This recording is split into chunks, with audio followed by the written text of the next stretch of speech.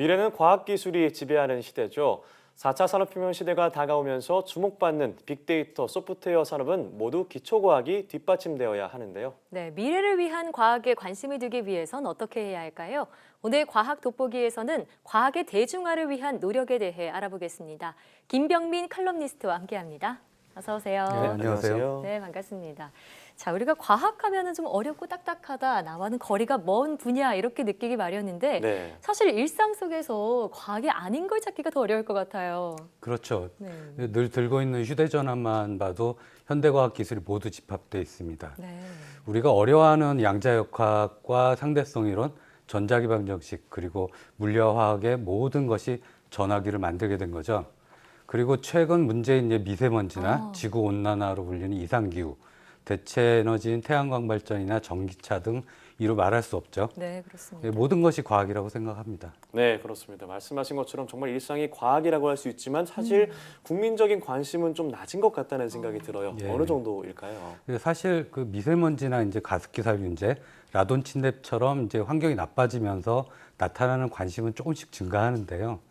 하지만 이제 그에 반해서 참여 행동은 상당히 저조한 것 같아요. 그건 주요 선진국과 비교해도 마찬가지인데요. 네. 수치적 자료를 보면 한국과학창의재단이 2016년에 조사한 결과가 있습니다.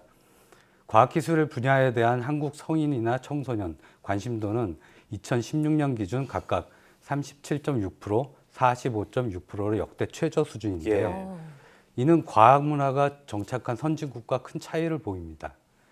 한국의 연간 과학박물관 방문율이 11%인데요. 네.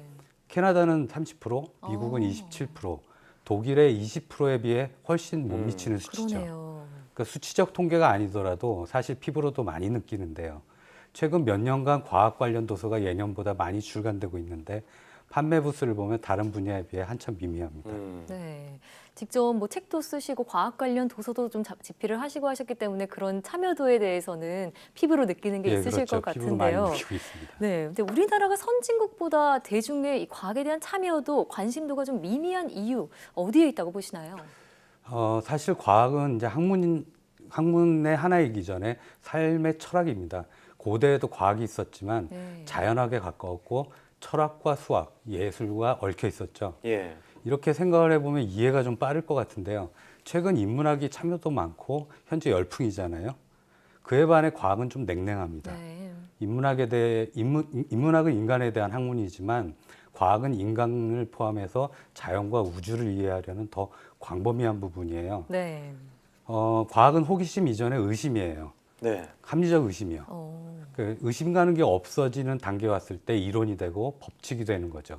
당연히 의심이 사라지는데 시간이 꽤 걸리죠. 네. 이게 과학적 사고인데 지금은 그런 호기심도 의심도 할 시간이 청소년한테 주어지질 않고 있어요. 네, 그렇습니다. 저도 어렸을 때는 이거 왜 이런 거지? 그런 원리가 궁금해서 찾아보기도 하고 그랬는데 그렇죠. 이제 성인이 돼서는 이제 여러 가지 매여 있는 것들이 있다 보니까 그렇게 하기가 좀 어려운 것 같아요. 예, 그렇죠. 성인들도 마찬가지예요. 그 스펙을 계속 쌓아야 되니까 과학은 거추장스러운 거죠. 게다가 이제 조금씩 관심은 늘어가는데 참여할 만한 놀이가 많지 않아요. 네. 과학하면 떠오르는 게 실험이긴 하지만 실험 이전에 경험하면서 놀기 시작해야 하는데 그런 놀이 공간이 많지 않은 거예요. 네. 그러니까 자연히 관심이 참여로 떨어지고요. 이어지는 길을 찾기 쉽지 않은 거죠. 나 관심 있어? 그럼 어디로 가고 뭘 하면 될까? 할 때 바로 떠오르질 않는 네, 거예요. 맞아요.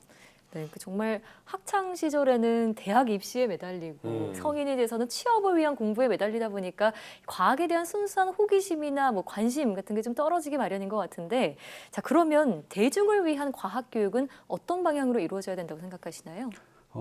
미래 이정표를 어느 정도 정확하게 제시해 줄 수 있는 분야가 과학이라고 생각합니다. 지금 서 있는 위치부터 확인하는 교육이 돼야 된다고 생각하는데요. 네. 우리가 어디에서 왔고 어디에 머물러 있는지는 이미 과학에서 다루고 있거든요. 138억 년 전에 빅뱅으로 모든 것이 시작했고요. 모든 물질이 그때 생겨났습니다. 네. 지구가 45억 년 전에 생겼는데 겨우 330만 년 전에 탄생한 인류가 진화하고 지금 그 인류가 지구를 오염시키고 있어요. 네. 이런 거대 역사에서 통찰을 가지고 접근해야 합니다. 그러면서 단계적으로 세부적으로 들어가 관심 있는 부분을 더 들여다보고요. 네. 중요한 건 앞으로 인류가 머물러야 할 이 지구를 위해 어떤 일을 해야 할지를 인식하는 거죠. 그런데 그 인식은 누가 가르쳐야 하는 게 아니라 거대 역사를 이해하고 스스로 고민하면서 얻어야 돼요. 스스로가요. 예. 물론 팁을 줄 수는 있어요. 하지만 대중을 위한 과학교육은 그 이정표를 알려드리고 접근하는 힘을 기르는 거죠. 네. 네, 스스로 과학에 대한 호기심을 갖는 게 중요하다고 말씀하셨는데 그러기 위해서는 주변 배경, 환경이 갖춰주는 게 중요하다고 생각을 합니다. 네. 자, 해외 선진국에서는 일단 이런 과학 문화가 되게 자연스럽게 재미있게 그렇죠. 접할 수 있다고 들었는데 네. 어떤 사례가 있을까요? 그 사실 문화라는 게 국민적 정서와도 맞아야 되니까 거기서는 좋은데 여기서 안 맞는 것도 있어요. 아, 예. 다만 정말 부러운 것이 하나 있는데요. 바로 자연사박물관입니다. 자연사박물관이요. 그 짧은 역사를 가진 미국조차도 자연사박물관을 중요하게 생각하고 네. 잘 준비되어 있거든요. 더 부러운 거는 그 안에 들어있는 콘텐츠인데요. 음. 엄청난 콘텐츠를 가지고 있고 쉽게 시민들이 접근할 수 있어요. 그저 놀이터인 셈이죠. 네. 우리가 동네 놀이터와 공원에서 가족과 휴일을 한때를 보내는 것처럼 그들은 그곳이 놀이터고 공원이에요. 박물관을요. 네. 예, 앞서 답변과 같은 맥락이지만 과학문화는 제도로 바뀌는 게 아니에요. 유행처럼 시작해서 사람들이 집단적인 행동이 고착될 때 문화가 되잖아요. 네.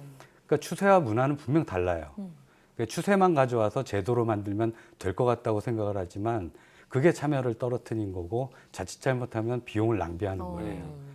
예, 그냥 과학과 가깝게 놀 수 있는 아름답고 다양한 콘텐츠를 가진 놀이터라도 제대로 만들어졌으면 좋겠어요. 네, 그러니까 과학을 좀 거창한 무언가가 아니라 우리 생활의 일부로 또 놀이로서 받아들일 그렇죠. 때 진정으로 우리 생활에 들어오게 된다 이런 예, 말씀인데요. 맞습니다.